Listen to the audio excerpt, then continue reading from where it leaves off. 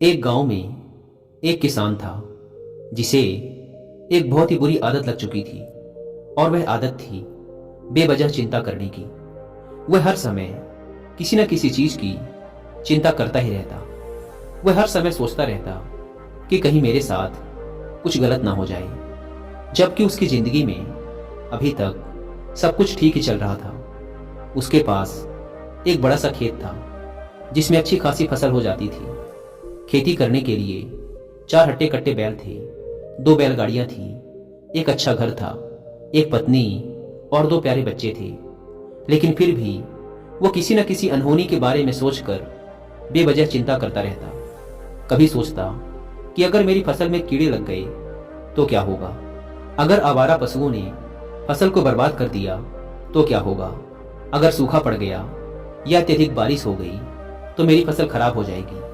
ऐसे ही वो भविष्य की अन्य बातों के बारे में सोचकर बेवजह चिंता में डूबा रहता। जैसे कि कहीं खेती के समय मेरे बैल बीमार न पड़ जाएं, मेरे बच्चों का भविष्य कैसा होगा, कहीं बुढ़ापे में मुझे कोई बड़ी बीमारी ना हो जाए, मेरे बच्चे बुढ़ापे में मेरा ख्याल रखेंगे भी या नहीं, वगैरह वगैरह। अपनी इस लगातार बेमतलब चिंता करने की आदत की वजह से वह अशांत और परेशान सा रहने लगा था। उसका स्वभाव कुछ चिड़चिड़ा सा हो गया था और अब उसका किसी भी काम में मन भी नहीं लगता था। उसकी पत्नी ने भी इस बात को अनुभव किया कि उसे बिना मतलब चिंता करने की आदत पड़ चुकी है। उसने उसे कई बार समझाने की कोशिश भी की कि तुम बेवजह चिंता करना छोड़ दो, लेकिन उसके समझाने का कोई मतलब नहीं निकला। तो फिर एक दिन वह उसे लेकर एक बौद्ध भिक्षु के आश्रम में पहुंची। बौद्ध भिक्षु बहुत ही बुद्धिमान और ध्यानी व्यक्ति थे। वो लोगों की समस्याओं का समाधान करने के लिए प्रसिद्ध थे। किसान और उसकी पत्नी ने अपनी सारी समस्या बौद्ध भिक्षु के समक्ष रख दी। किसान ने कहा, महात्मन, मैं हर समय किसी न किसी बात की चिंता करता रहता हूँ। मैं ज्यादातर उन बुरी चीजों के बारे में सोचकर चिंतित होता रहता हूँ जो अभी तक मेरे साथ हुई भी नहीं। किसान की समस्या को पूरे ध्यान से सुनने के बाद बौद्ध भिक्षु ने कहा, ठीक है, तुम दोनों कल सुबह आना और फिर मैं तुम्हें तुम्हारी समस्या का समाधान बता दूंगा। अगली सुबह जब किसान और उसकी पत्नी बौद्ध भिक्षु के आश्रम में पहुंचते हैं तो देखते हैं कि बौद्ध भिक्षु बहुत ही चिंतित अवस्था में जमीन पर पलथी मारकर बैठे हुए हैं और उनके सामने एक दूध से भरा ग्लास रखा हुआ है। बौद्ध भिक्षु बार बार उस दूध की ग्लास की तरफ देखते और फिर कभी अपना हाथ अपने सर पे रखते तो कभी जमीन पे मारते। वो बहुत ही चिंतित और बेचैन दिखाई पड़ रहे थे। भिक्षु को इस तरह परेशान देख किसान ने उनसे पूछा, महात्मन, क्या बात है, आप इतने परेशान क्यों हैं? बौद्ध भिक्षु ने बहुत ही बेचैनी भरे शब्दों में कहा, मैं इस ग्लास के दूध को लेकर बहुत ही चिंतित हूं। मुझे चिंता हो रही है कि कहीं बिल्ली इस दूध को गिरा न दे, कहीं यह दूध खराब ना हो जाए, या फिर आश्रम का कोई शिष्य इसे पी न जाए। मैं इसी बात को लेकर सुबह से बहुत परेशान हूं। बौद्ध भिक्षु के मुंह से ऐसी बातें सुनकर किसान और उसकी पत्नी जोर जोर से हंसने लगे। किसान ने हंसते हुए कहा, महात्मन, इसमें इतनी चिंता करने वाली कौन सी बात है? ये दूध ही तो है। अगर इसे बिल्ली ने गिरा दिया या ये खराब हो गया या फिर किसी ने इसे पी लिया तो क्या हो गया? ये आपको दोबारा मिल जाएगा। और वैसे भी आपका चिंता करना व्यर्थ ही है, क्योंकि ना तो अभी इसे बिल्ली ने गिराया है, ना ही ये खराब हुआ है, और ना ही अभी इसे किसी ने पिया है, और हो सकता है कि भविष्य में ऐसा हो भी ना।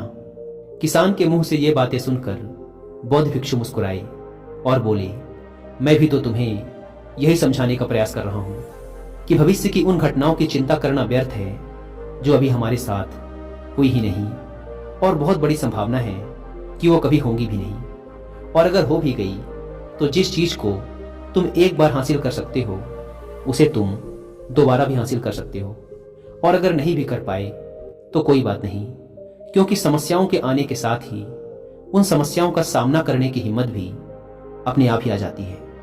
बौद्ध भिक्षु की ये बातें सुनने के बाद किसान को लगा जैसे किसी ने उसके गाल पर एक थप्पड़ मारकर उसे नींद से जगा दिया हो। उसे महसूस हुआ कि वो भी तो यही गलती कर रहा है।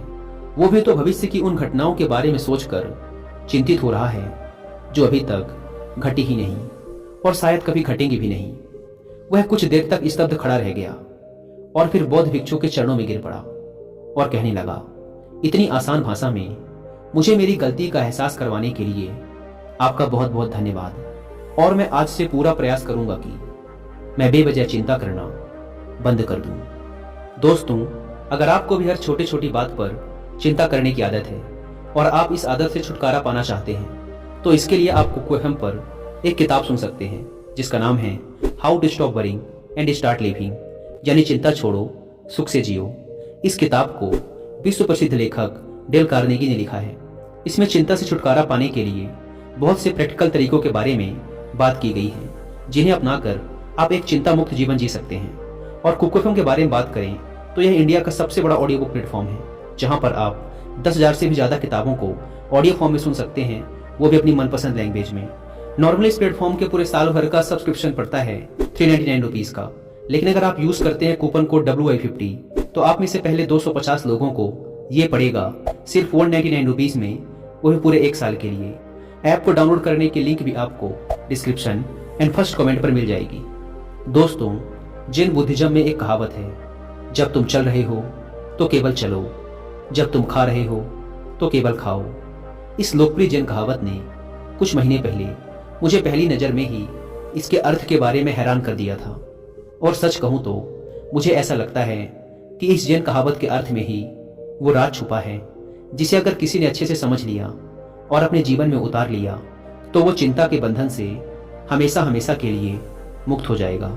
इस जैन कहावत के अर्थ के बारे में हम आगे बात करेंगे, लेकिन उससे पहले देखते हैं कि हमारे दिमाग में किस तरह के विचार ज़्यादा चल रहे होते हैं। अगर हम कुछ समय के लिए अपने विचारों पर ध्यान दें तो हम पाएंगे कि किसी भी काम को करने के बाद हमारे दिमाग में ज़्यादातर समय ये 4 विचार ही बार बार चलते रहते हैं। पहला, क्या मैंने ये सही से किया? दूसरा, क्या मैं इसे और बेहतर कर सकता था? तीसरा, इसका परिणाम क्या होगा?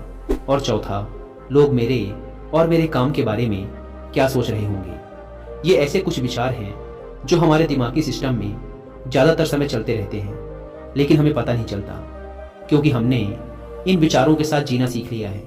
और हमारा दिमाग काम भी ऐसे ही करता है कि अगर हमने इससे किसी काम को कई बार करवा लिया तो फिर ये उसे अपनी आदत बना लेता है और फिर हमारे चाहे बिना भी उस काम को करने का प्रयास करता है। शुरुआत में तो हम किसी भी काम को अपनी इच्छा से पूरे होशो हवास में करते हैं, लेकिन बाद में वो हमारी आदत बन जाता है और फिर हम बस बेहोशी की हालत में बिना सोचे समझे उस काम को किए चले जाते हैं। जैसे कि जब हम शुरुआत में कार चलाना सीखते हैं तो हमें हर एक छोटी छोटी चीज का ध्यान देना पड़ता है और हम पूरी सावधानी के साथ कार चला रहे होते हैं, लेकिन जैसे ही कुछ महीने बीत जाते हैं हमारा दिमाग इसे अपनी आदत बना लेता है और फिर हम फोन में बात करते हुए, गाने सुनते हुए या फिर कुछ खाते हुए भी आसानी से कार को चला लेते हैं और हमें इसके बारे में ज़्यादा सोचना भी नहीं पड़ता। हमारे हाथ और पैर अपने आप ही गियर और ब्रेक्स की तरफ चले जाते हैं, क्योंकि अब हम कार को सबकॉन्शियसली चला रहे होते हैं, यानी कि एक तरह से बेहोशी की हालत में हमें पता नहीं होता और काम हो रहा होता है। ठीक यही हमारी चिंता करने की आदत के साथ भी होता है। जब एक बच्चा छोटा होता है तब उसे पता नहीं होता कि चिंता क्या है, लेकिन जैसे ही वो थोड़ा बड़ा होता है माँ बाप कहना शुरू कर देते हैं, बेटे आपको होमवर्क करना है, आपको उसकी चिंता नहीं हो रही, आपके एग्जाम आने वाले हैं, आपको उसकी चिंता करनी चाहिए।